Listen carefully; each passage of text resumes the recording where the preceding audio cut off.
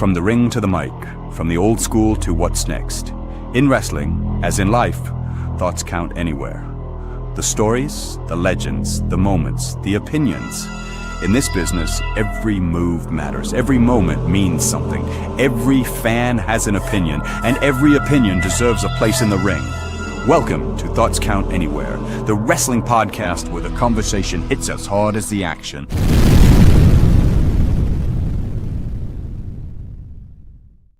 Welcome everybody to a new edition of Thoughts Count Anywhere, live from the WWDB TV studios right here in Las Vegas. It's the 4th of July. We had a hell of a wrestling weekend last weekend, so there's plenty to get into today.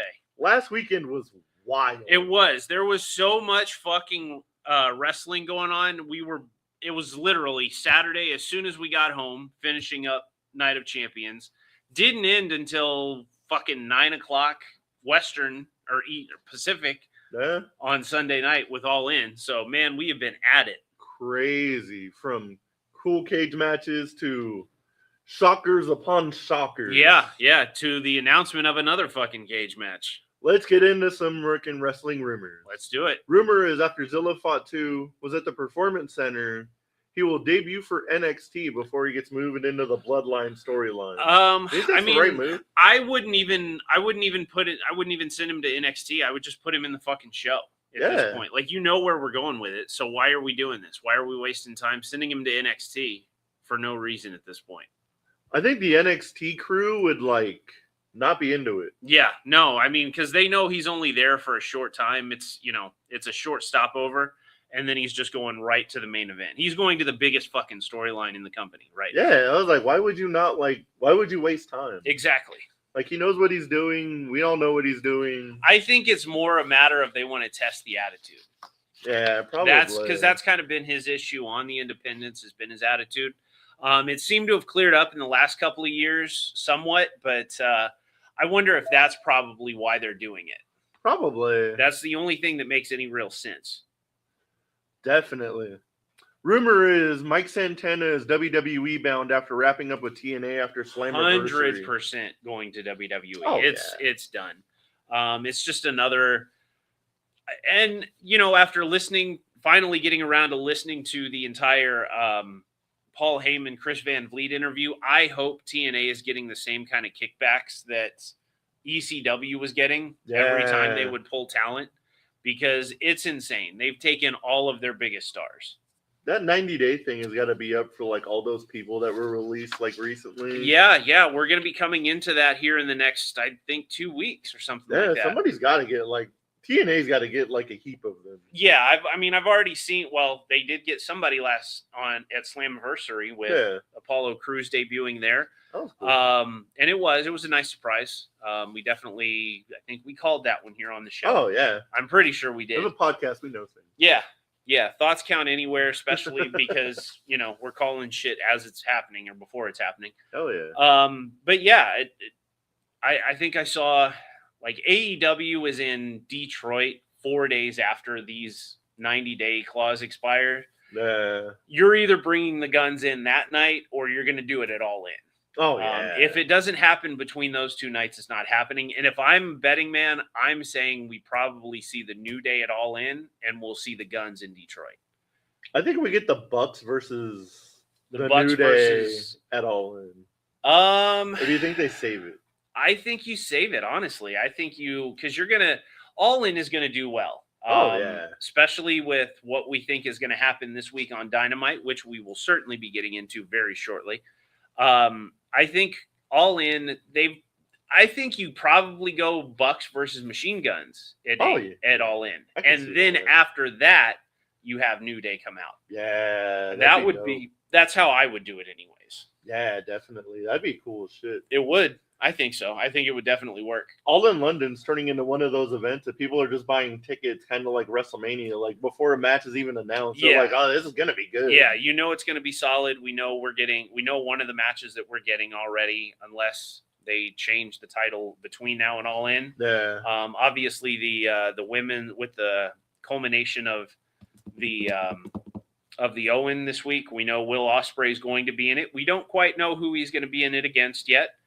We certainly think we know where it's going at the very least. Oh, yeah. And of course, it looks like it's going to be Tekla versus Mercedes, with Mercedes finally getting the one belt that eluded her so far since she's left. I'm going to be so mad if she beats Tekla. Yes, I agree. I am too. Tekla's like gold in AEW right now. She is, man. Her promos, all of the post-match shenanigans from Forbidden Door. Tekla's so fucking entertaining. Oh yeah, and when Tony Khan saying both of them are like two of his 4 pillars, like you don't even like know which way he's gonna go. Yeah, you know he's gonna give them like 30 minutes of go time in that match. Oh yeah, like there's not gonna be any wasted motion with that match. No, I think it's gonna be like a 5-star women's match too. Yeah, so they can both go. Yeah. As much as you don't like one personally, yeah, go in the ring for sure. Like we've established this. There are certain people that I just cannot fucking stand, but I can admit that they can still go. Oh yeah. In one case, is he as good as he used to be? Not even fucking close. But he's guy's 50 years old, so I wouldn't expect him to be. Yeah, definitely. But yeah, I definitely think there's a lot of contracts that these 90 days expiring. There's a lot of shit up in the air that's going to make interesting wrestling over the next couple of weeks. I think TNA is probably going to snap up a few of those as they become available. Where do you think the Wyatt Six goes? I think they like separate, and I don't think they stay together in one promotion. I think we'll see them come and do tag team matches, especially now that Big Damo, Killian Dane, and Nikki now own Defy Wrestling in the Pacific Northwest. I'm sure Gacy and Sam Shaw will do stuff together. But yeah, I can see them coming together doing spot shows here and there. Conventions, they'll probably do the group thing because that's going to make the most money for them. Didn't they announce them all for WrestleCon already? Yeah. WrestleCon in Minneapolis is getting all 5 of them together. Yeah, that fucking Minneapolis WrestleCon is better than this year's WrestleCon was for Mania. It's nonsense. Yeah, I mean the Main Event Mafia coming together for a photo. What are we at now? 15 years later, it's fucking insane. Like that's going to be such a great photo. Yeah, it is. And Sting's not doing face paint anymore, so it actually fits the look of when he was doing the Main Event Mafia stuff. So fuck. Why are they sending that one to Minneapolis? I don't know. They freaking. I swear, it was like we were talking like before the show. I was like, they're like, it's Vegas. They only have to put some decent stuff in there to get people to go. Yeah. But when they're anywhere else, they're like, let's like put this balls to the wall. Yep. These crazy fucking lineups. Even though it's at SummerSlam and everyone's gonna go anyway. Yeah, and I mean, and here's the real kick in the nuts is WrestleCon has to bring all of those people in. Like they were already scheduled for shit. Most of them were already scheduled for other shit here anyways. Yeah. I mean, whether it was like a million indie shows, the independent shows, or the seminars, or the WWE related stuff, they were all here anyways for other things. True. So I mean, they could have doubled up on everybody getting paid. They saved on so much travel. Yeah.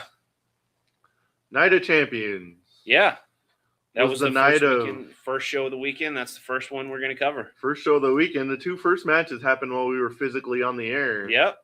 But, damn. Yeah. Obafemi defeated Jey Uso to become the men's king of the ring. Yeah. We covered that one here on the show. We were both surprised by that one. We thought Brock was going to interfere, and that's how we would get Brock versus Oba at SummerSlam. But boy, did they have other plans. We got the same thing, just a little twist to it. Yeah. It was almost like, what was the point of the men's King of the Ring tournament? Yeah, because you could always get Oba to a world title match without him being King of the Ring. Yeah. There was no need to do that. Don't get me wrong. I'm glad it wasn't Jey Uso, but I just think they could have gotten there somewhere else.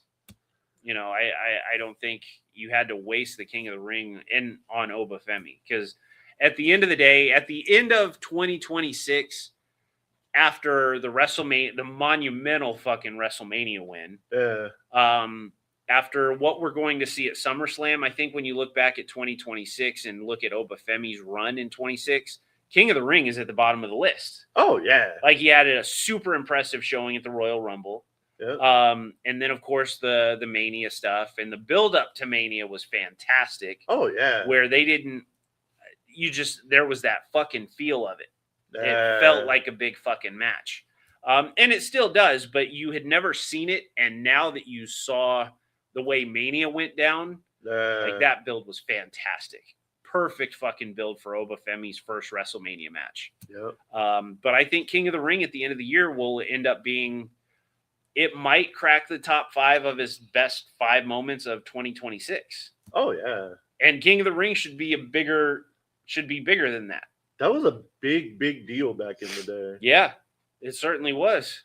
But then again, just like we talked about last week, you had to earn it. You had to wrestle 2 or 3 matches in one night. Like that was because it felt like the culmination of something big because you had to really push yourself. Yeah, but like the finals, they're both like the bell's ringing and they're both like, crap. Yeah, we got to do this shit again. Exactly. But yeah, Obafemi versus Jey Uso, the match was fine. I'm not going to bitch about it, but the biggest shock was the finish. Just because we didn't see it coming like that. Yeah, I definitely didn't see no interference, nothing, nobody, just Oba getting a clean win. I was like, oh, all right.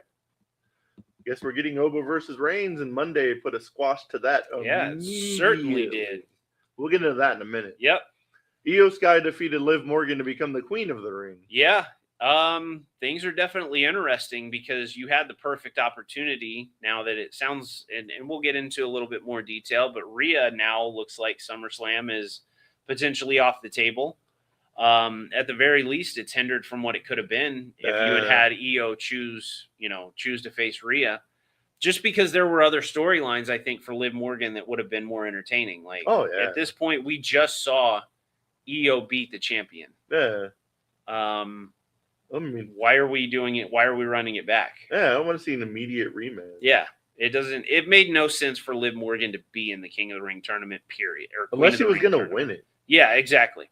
Like, other than that, there's no reason. And even if you're going to have her in there to win it, it should have been a situation where she's politicking. She's driving Adam Pearce fucking nuts. She has to beat somebody to get into to even qualify for it in the first place. You know, she needed to put out a statement before the tournament started that by the end of SummerSlam, you're going to be calling me Livy 2 belts. Oh yeah. You know, like there should have been more to it if you were going to put her in the Queen of the Ring and get her all the way to the finals. Like you could have done something if Io versus Liv was your goal for SummerSlam, you could have had Io cost Liv that opportunity earlier in the tournament. Yeah. And then Liv could have turned around and done it back. True. And then you could have gotten whoever your eventual winner is wants to go to SmackDown and challenge Rhea. I think the biggest waste of that tournament is we didn't get Raquel versus Liv. Yep. Because I think that one had so much potential to be a great SummerSlam match and a good story all the way through. Oh yeah. But throw Roxanne in the middle of it to be like, what side am I on? Who's she gonna choose? But hey, we'll see where it goes. Summer's not over yet. True that. Seth Rollins defeated Braun Breaker in a steel cage match with the super stomp. Yeah, that was the match that was going. It had really just started when we wrapped things up last week. Very solid match. Braun bled a lot. Did you see the replay? Did you try to watch the replay on Netflix? Yeah, I did. It's just a blurred face. Yeah, they blurred it, and I fucking hated it. I hate when they do stuff like that. Yeah, I fucking absolutely hated that they blurred it. I'd be like, it's wrestling. We know what we're getting into. Yeah. Meanwhile, but I mean, unless you're going to go out and start blurring all of these, like Austin at WrestleMania 13 when he's in the sharpshooter and blood's just pouring down his head. Unless you're going to go back and censor all of that, why the fuck are you censoring it now? Yeah, you better not do. They better not do any kind of that nonsense. They would absolutely fuck the whole feel of that Fans would riot.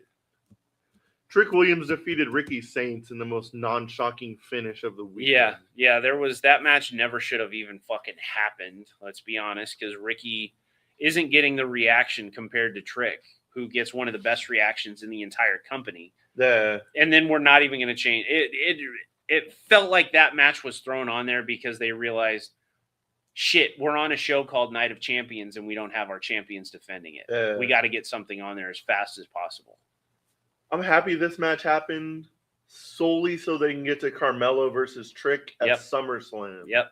Carmelo has been screwed out of so many opportunities this year. That if he would have got the Night of Champions match and Ricky Saints would have got the SummerSlam match, I'd have lost. Yeah, Yeah, I would have been pissed, but it's one of those things that even if the match was put on just to get it out of the way, it shouldn't have happened because Ricky's been on TV for 2 months, barely gets a reaction at best. There's really no heat behind him anyways. So why the fuck is he challenging one of the most over guys in the entire company? So it's their way of trying to get him over by Trick Williams touching. Yeah, I'm sorry. And no disrespect to Trick, but Trick doesn't have that touch yet. Nah. That's the problem. True. He's got his own self over, but he don't got the power to be like, oh, let me get all these other people over. Absolutely. I fully agree on that one there. And then we had Tiffany Stratton defeat Jade Cargill to retain the women's U.S. title after all sorts of interference. Yeah, there was shenanigans abound in that one. They brought everybody Ric out. Flair, Chelsea Green, B-Fab, and Meechin. There was so much interference on that one, left, right, and center.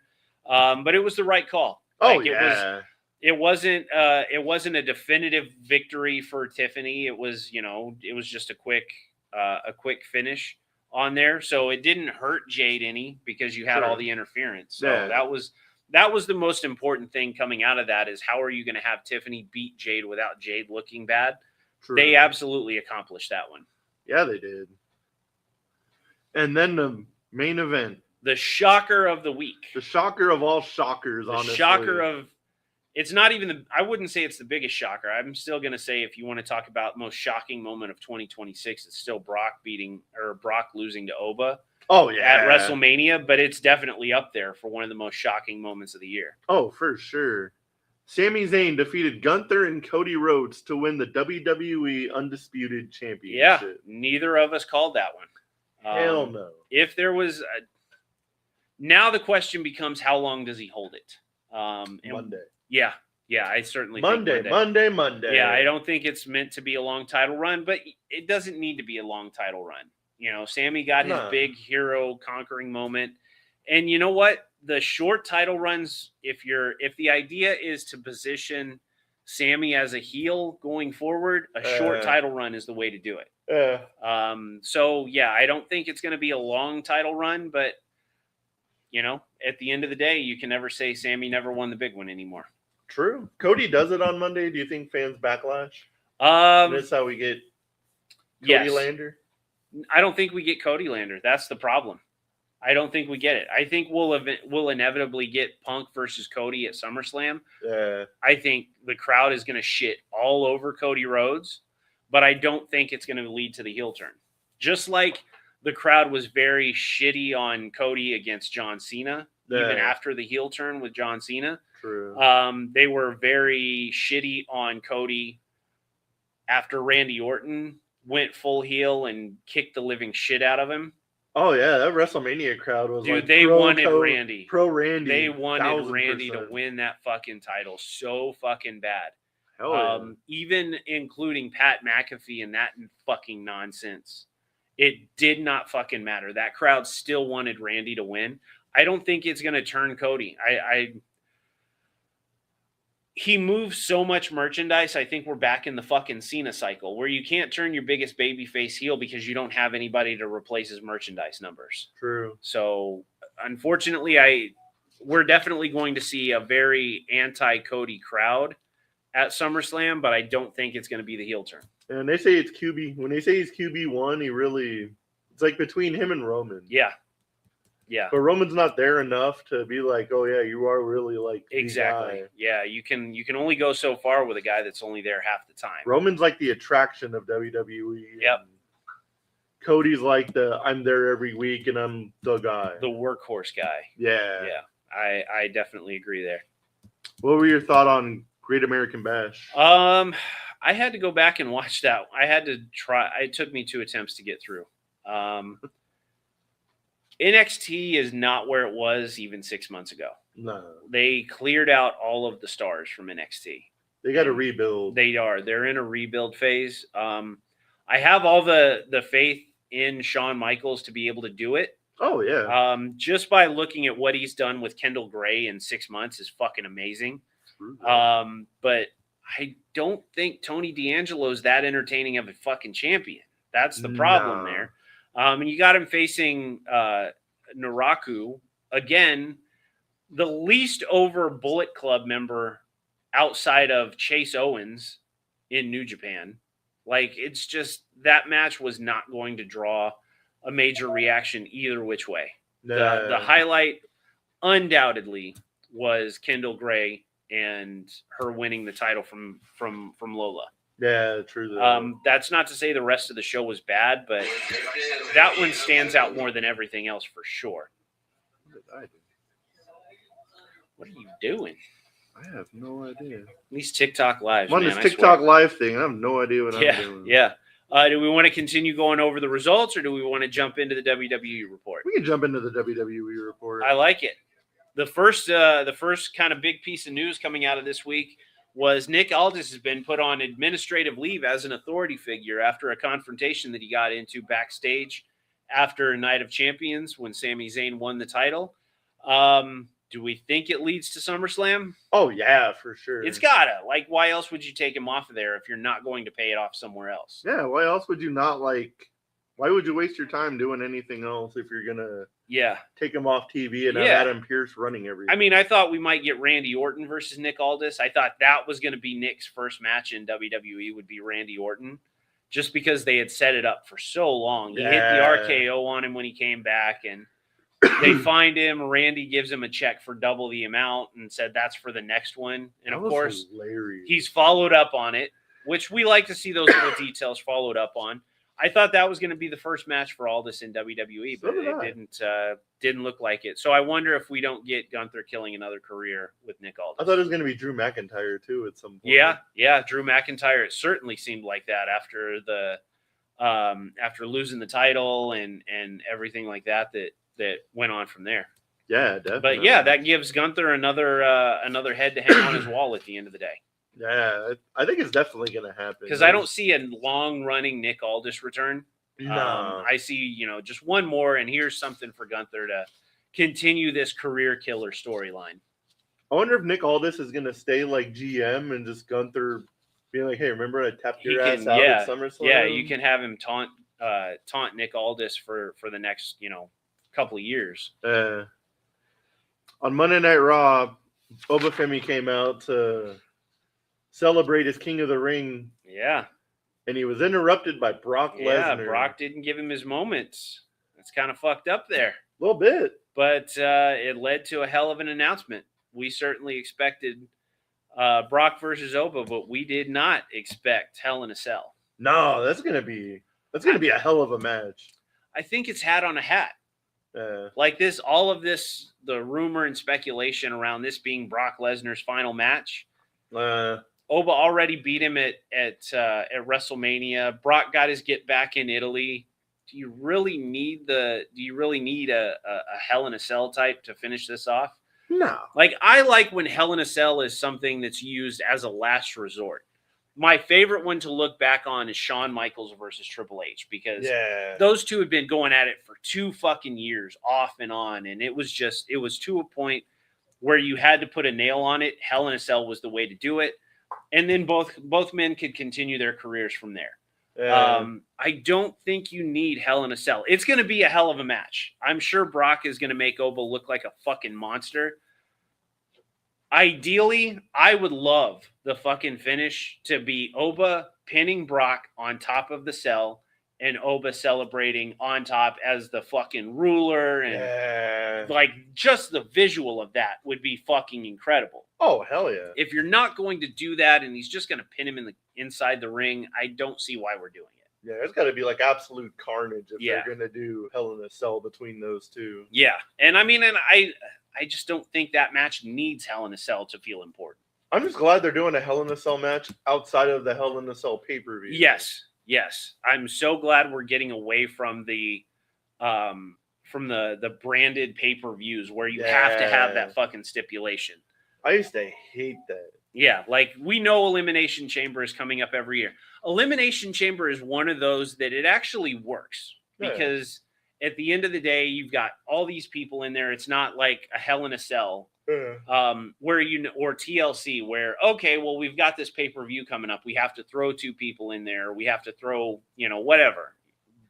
Elimination Chamber makes sense because it plays into the chase of WrestleMania. Yeah.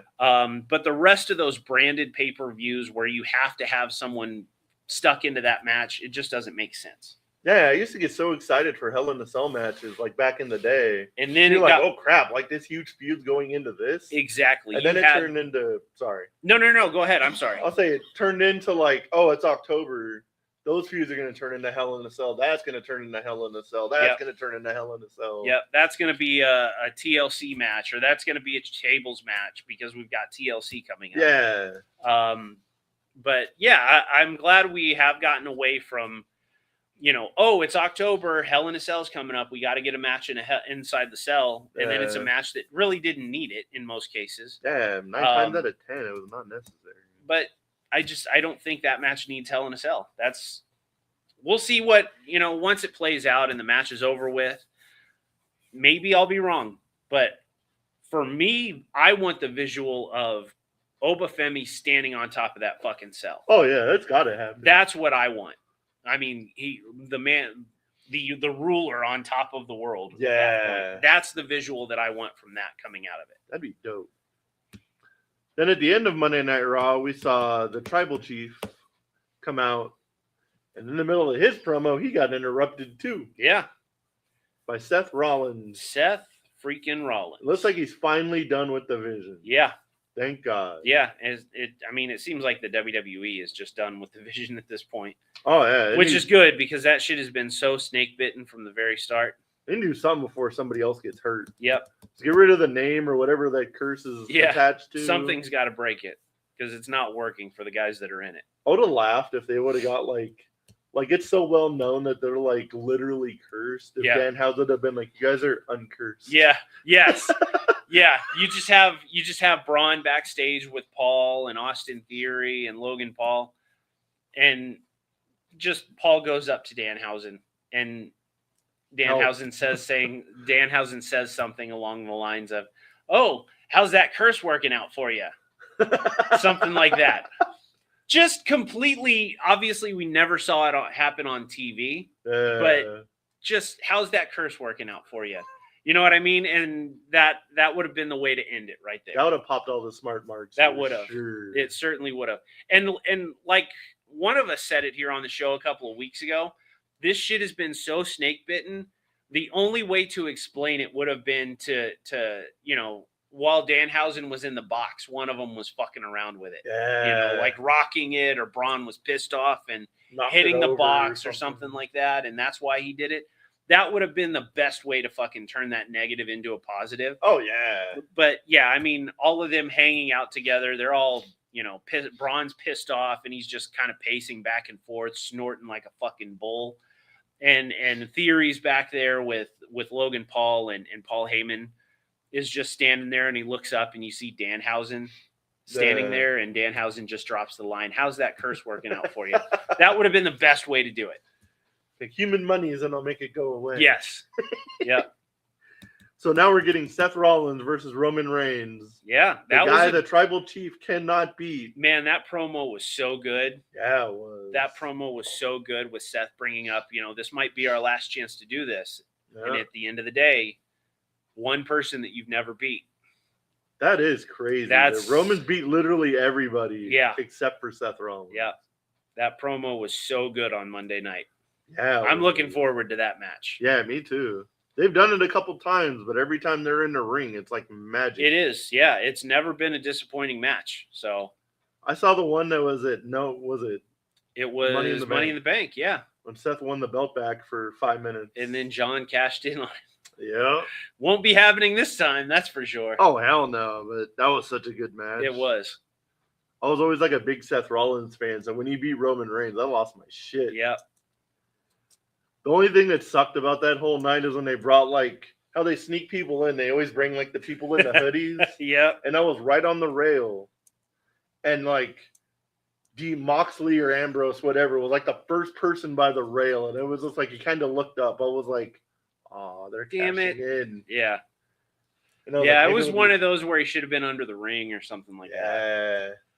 Because him hiding out under the ring just plays into the lunatic fringe that they were doing. That would have been the best way to do it. Bringing him out.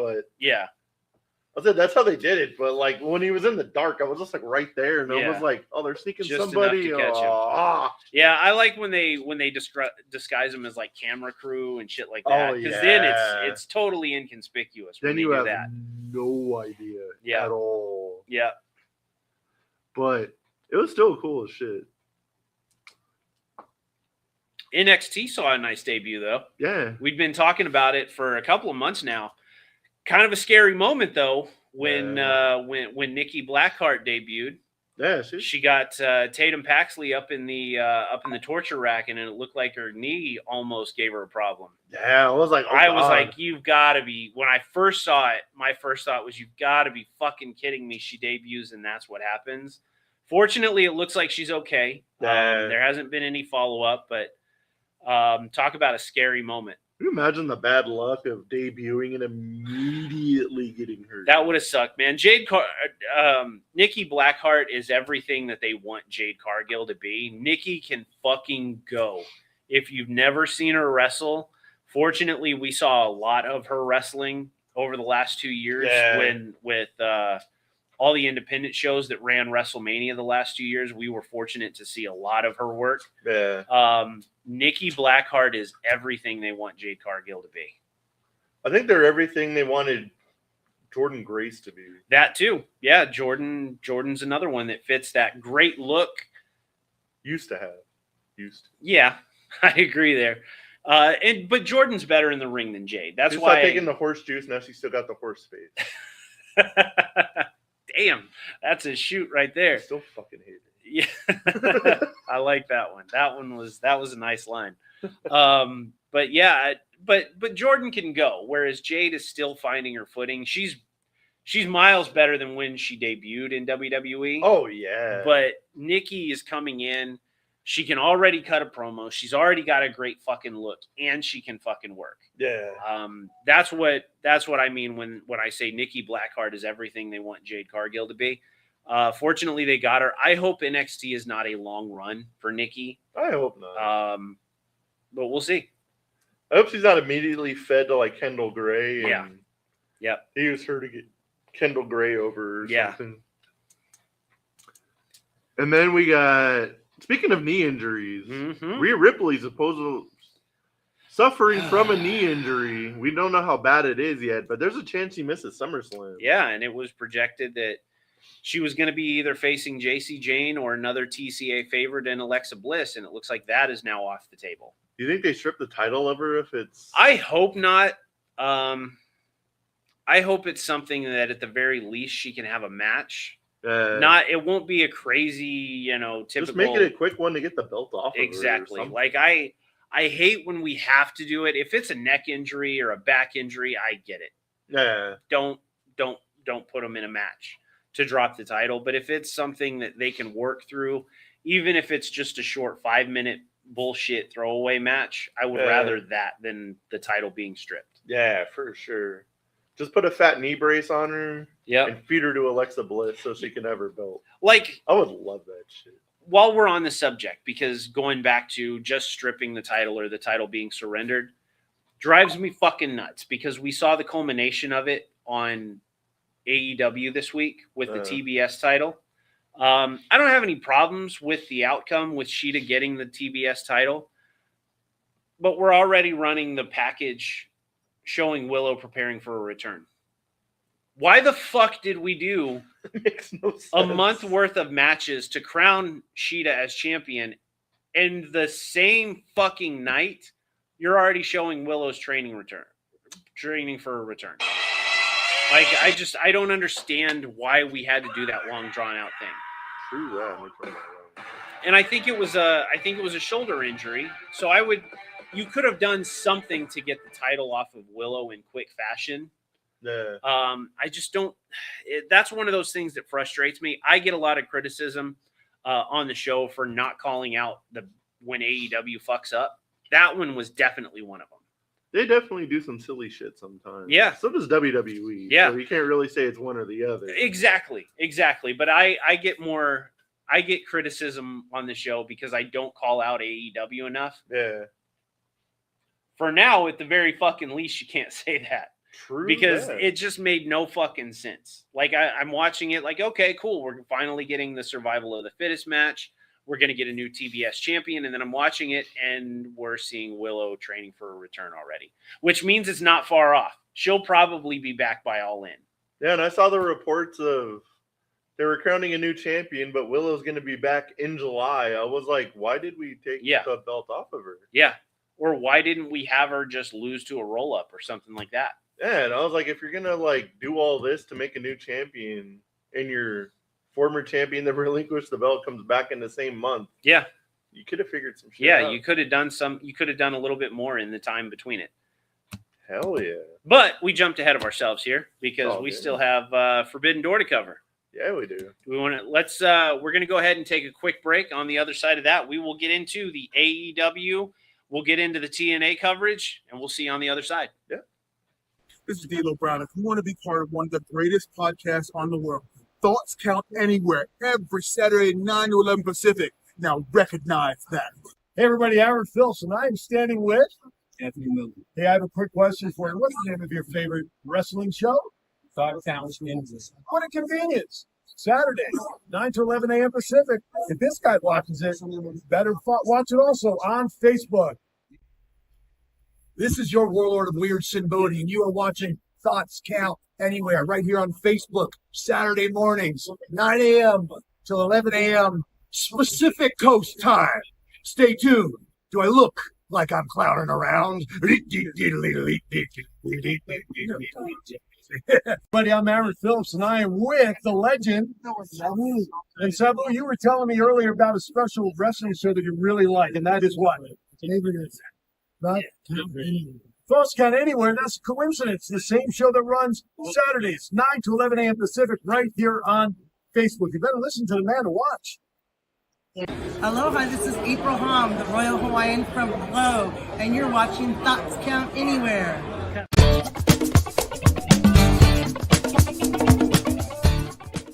And we're back. And we got a lot more to cover. Forbidden Door. What a show, man. That shit was wild. Like, San Jose brought it, too. That was good energy through the whole show. Yeah, they did. Solid matches from start to finish, and let's get into it. This weekend was definitely the epitome of do you like entertainment and commercials, or do you like professional wrestling? Yeah, because you got a lot of both on, depending on which show you watched. I can't even tell you how much I despise ESPN. Yes, at first I thought the ESPN deal was going to be just so fucking good for the business. I love that we're getting WWE wrestling on ESPN. Yeah. And I like that ESPN pushed for more matches on the show. But for the love of fuck, can we cut the commercials, please? Well, it's like 10 minutes between like every match. Like, I'm already paying $30 fucking a month for ESPN. Why do I need to watch commercials every other fucking match between every fucking segment? Can they add like a $35 thing and make it commercial free? Yeah, I would pay an extra $5 to not have to watch fucking commercials when I watch a WWE pay-per-view. I just want it to be like match, promo, match, exactly. match. Like, I don't need to know about Snickers every other 5 minutes. Yeah, I'm so fucking over it, honestly. When did it become like? I hate it. It's become so commercialized. Commercial mania, baby. I'm fucking telling you. WrestleMania was the epitome of my frustration with the fucking commercials. Like, I understood it. Okay, I'm not paying $50 to watch the pay-per-view.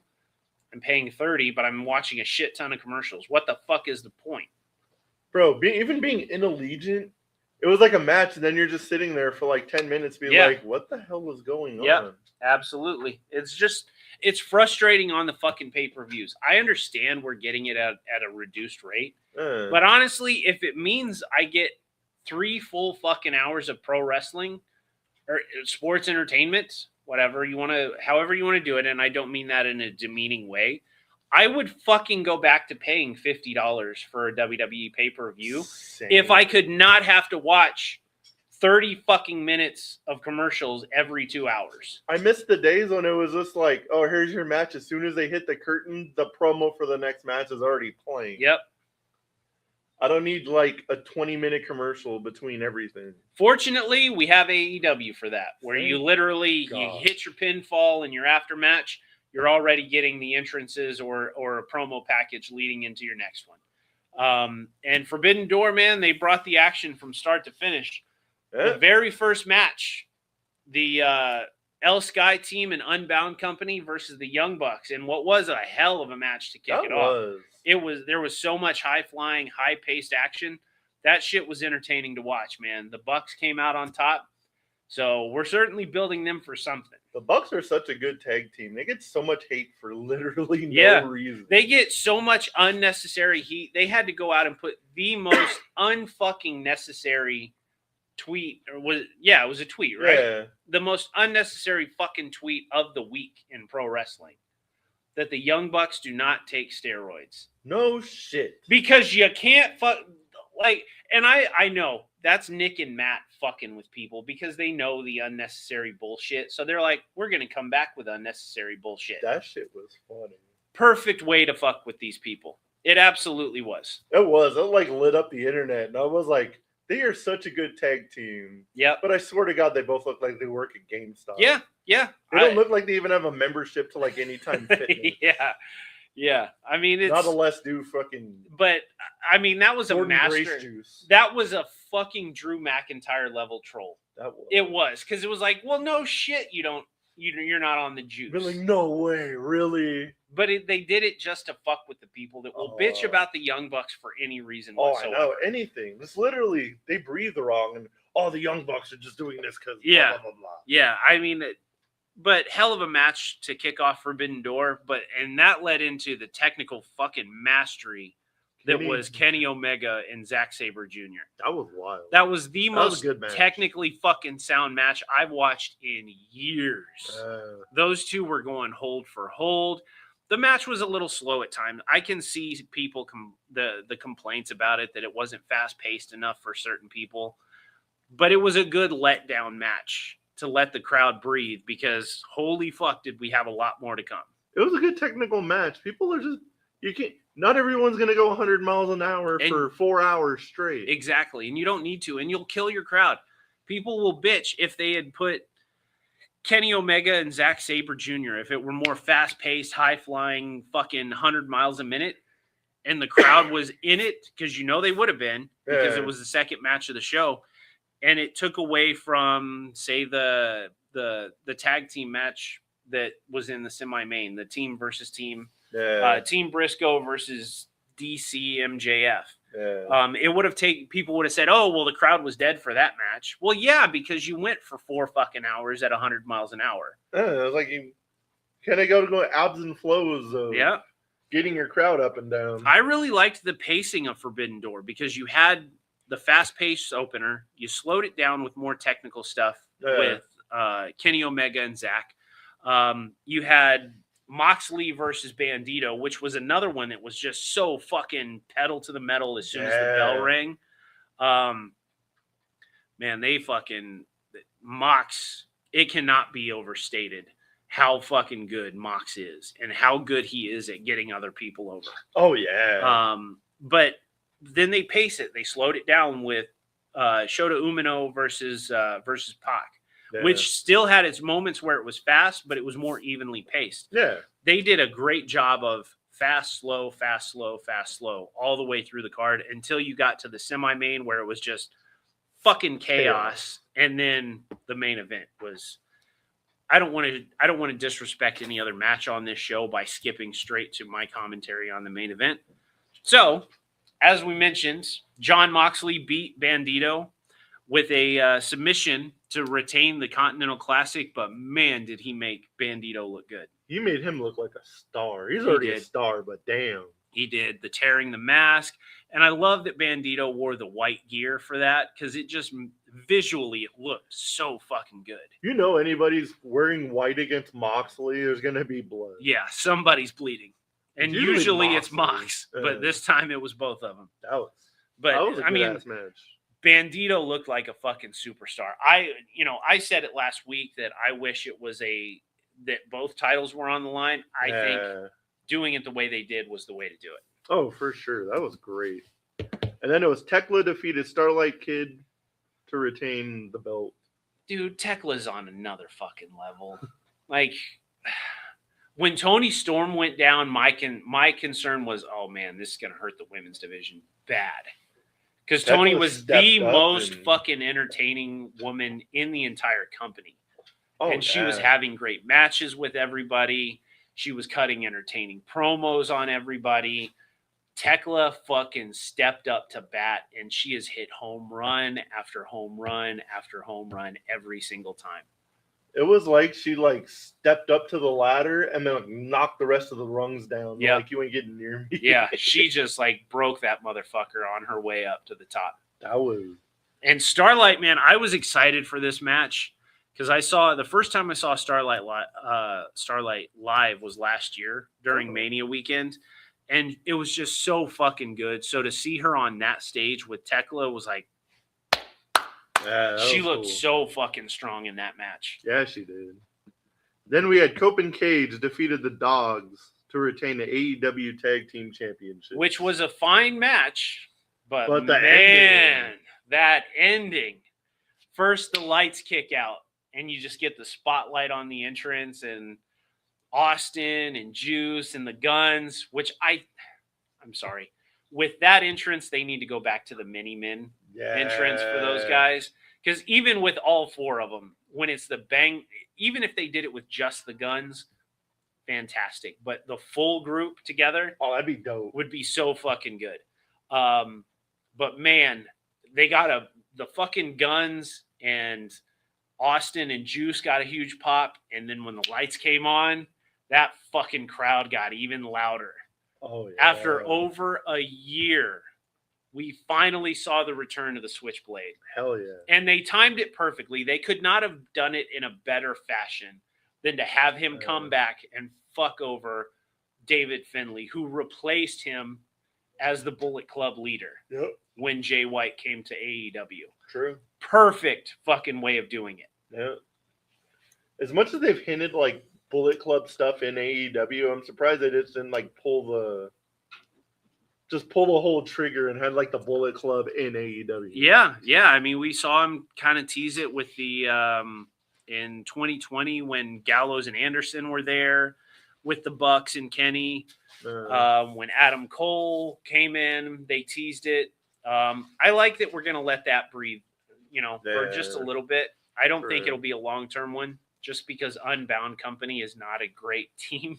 Yeah, for sure. That's not to shade any of the people in it, but let Bullet Club slide for a little bit. Yeah. Then bring it back in a bigger manner.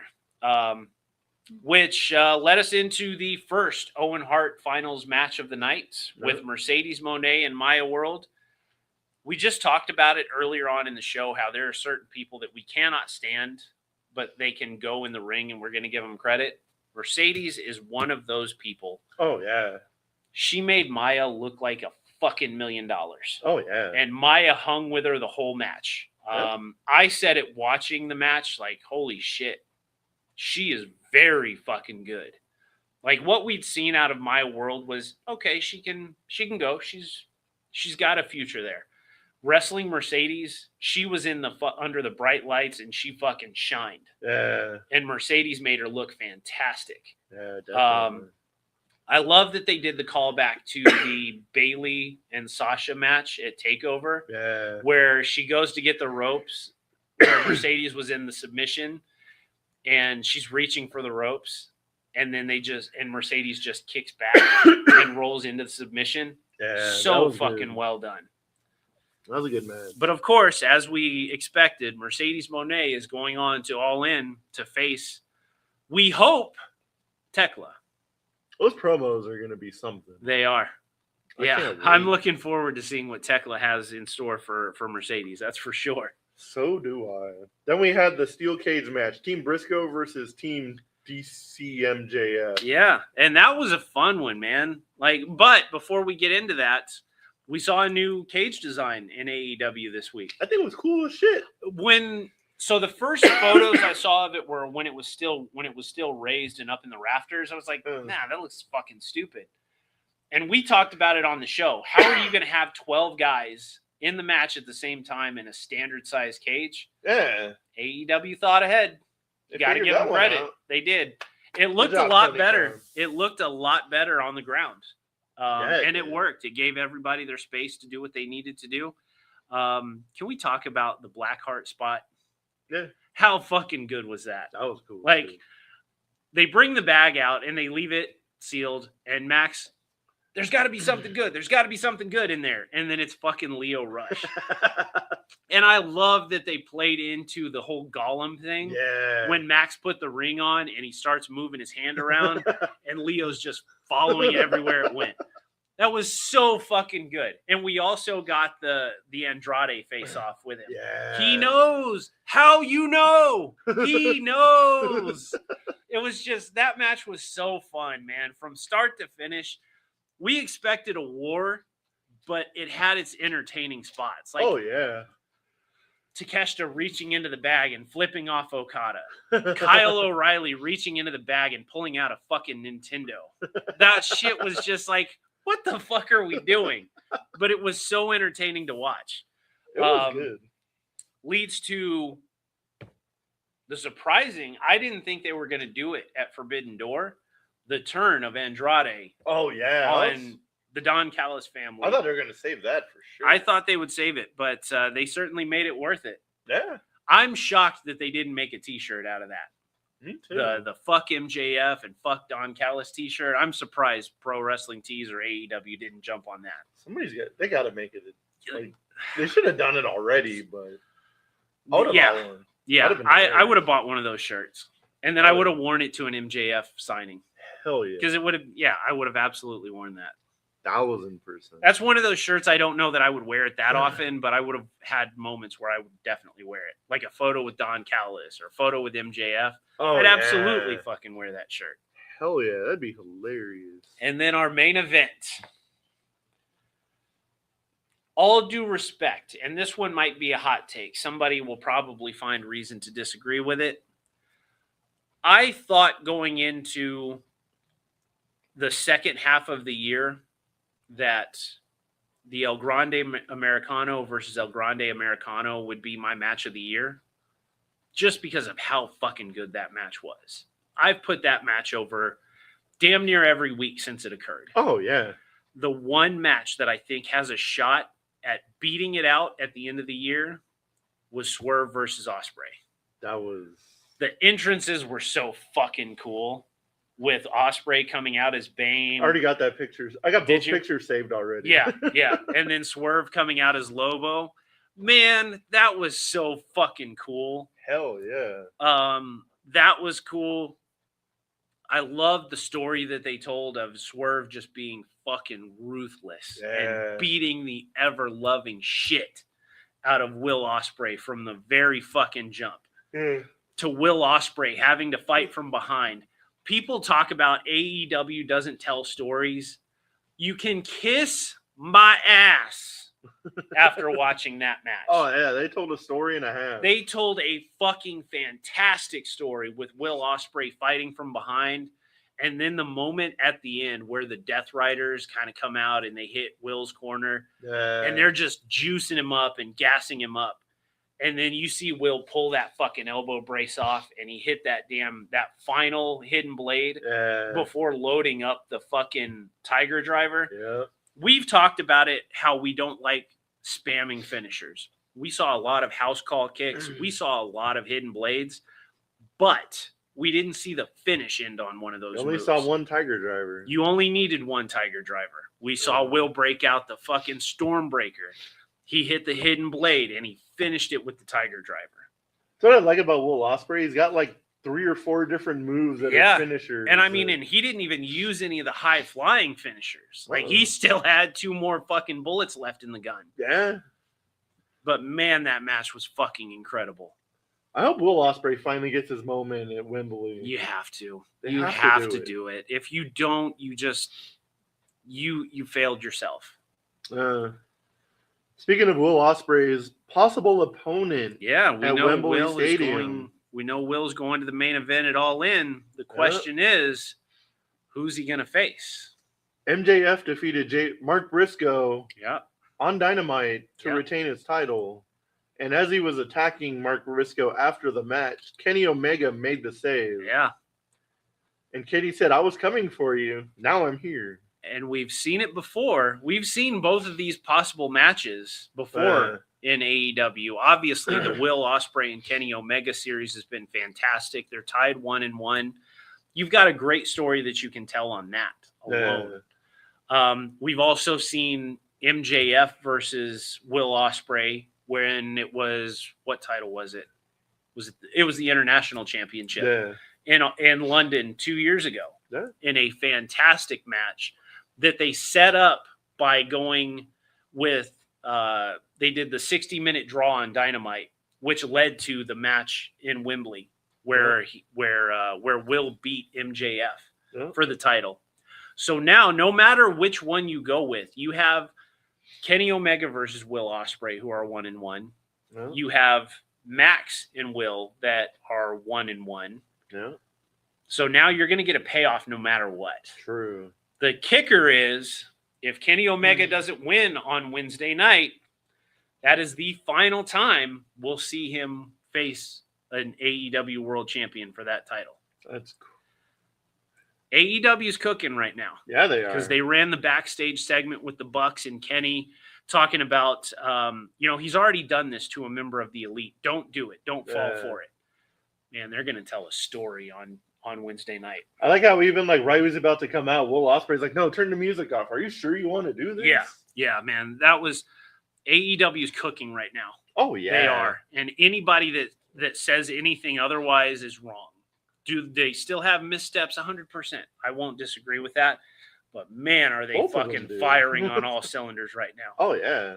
They are fucking firing on this one. AEW is like definitely on one right now. But Yep. if you're trying to like talk shit about this, you're just like a WWE mark. Yeah. You're just looking for reasons. Yeah. I mean, you can't say they're not telling stories because they've got 5 years under their, or 6 years under their belt right now. They are telling fucking stories. Oh, yeah.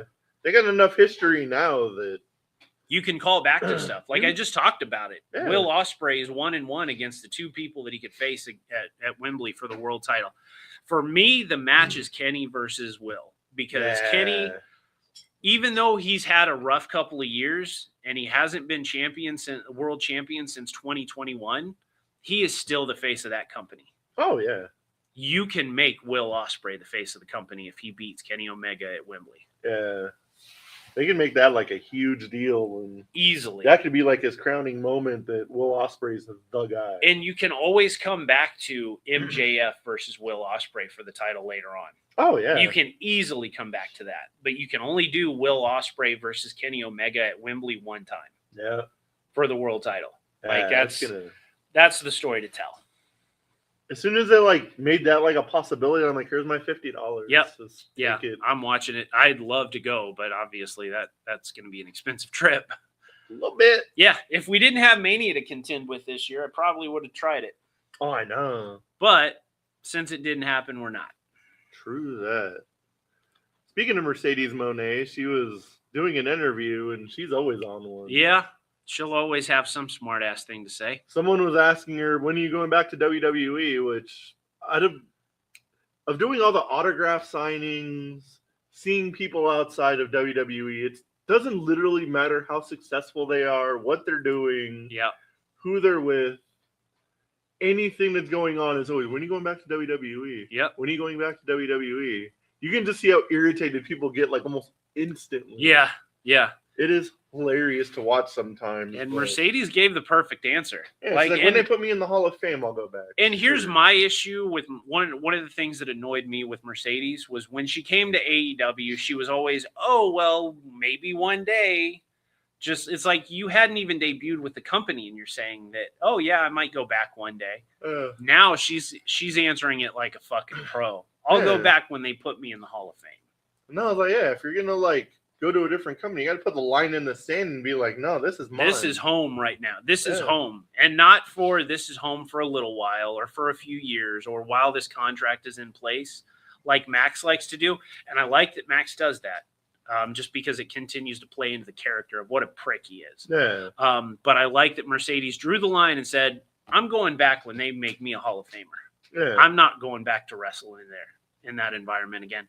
And then she broke the fucking internet the day after when she posted a graphic promoting a match prospectively versus Bayley coming to AEW. Oh, yeah. Which, if you asked me 6 months ago, I would say I don't think so.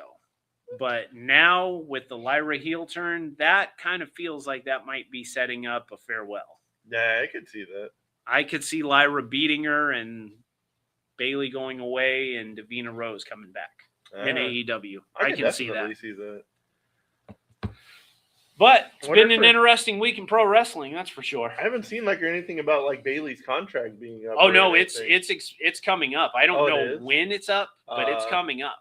Oh shit. Yeah, I mean, she talked about it in an interview last year. I think it was with Van Vliet, where she talked about her contract was coming up, and she still had not had a definitive WrestleMania match. No. Even this year's, where she was in the tag match. There wasn't I'll say definitive WrestleMania match is a one-on-one match. Yeah, like Charlotte versus Bayley at WrestleMania would have absolutely done it. She's been in tag team matches, sure. But didn't she beat Bayley? Or didn't she beat Charlotte at WrestleMania? Did she retain the title? Wasn't she Raw Women's Champion or some shit? Was that a singles match, though? I thought so. Okay, so maybe, but still, it's not a... I'm going to look that shit up real quick. We're almost out of time anyway, so we can come back to it next week. But yeah, I mean, she's talked about how she's never had that huge moment. She did. Oh, you know what? She did have the Asuka match.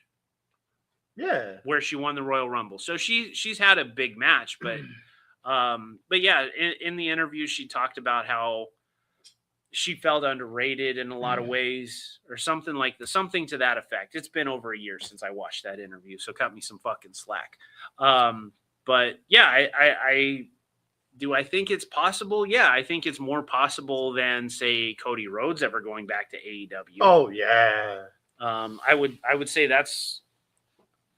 I'll put it at 50-50 right now, just not knowing how close to the end of the contract she is and if there's monetary issues, TKO cutting contracts. Why would, if she can go to AEW with more creative freedom, she can be there with Mercedes and do the kind of matches she wants to do, and AEW is going to pay her more, I can see it. Mercedes is in Tony Khan's ears. Yeah. you want to do this. Yes. You want to do this. Yeah, her contract, she's probably Remember the told takeover him, match? We can do that shit at All In. She's probably told him, hey, her contract is up in X amount of months. Yeah. And this is what I could easily see that happening. I swear to God, I'm 100% convinced that WWE has a board of all the AEW talent and phone numbers and contract date. Yeah, Cody Rhodes. And AEW has the same thing for WWE. I'm sure. I saw a rumor that on WWE's board is Megan Bayne. I wouldn't doubt it. I would not doubt it, and I would love to see that. Would be Megan Bayne in the WWE system would be a monster fucking success. Oh, hell yeah. She would just... Every bit of that would work. Megan Bayne versus Rhea Ripley at WrestleMania. Make that shit happen. Just print money at that point. I'll do it. I don't even care where it is. Yeah, I'll go to that one. That would be wild. Yeah. But we're out of time. We are out of time this week. Sad thing is we still had a lot more to cover. Yeah, no, I made that shit hella long on accident. Well, there was a lot to cover last week with 3 fucking shows, or 2 shows on Saturday, 2 shows on Sunday. Yeah. But man, a lot of shit. Yeah, it just didn't end. And but unfortunately, this show does have to end today because we got other commitments to get around to. Yeah, definitely. So tune in next week. We'll be here. Enjoy the 4th of July. Make sure you go to bed with 10 fingers. Stay safe. Stay safe out there. Don't set shit on fire. Don't blow yourself up. True Other than that, have fucking fun. See you next week. Later.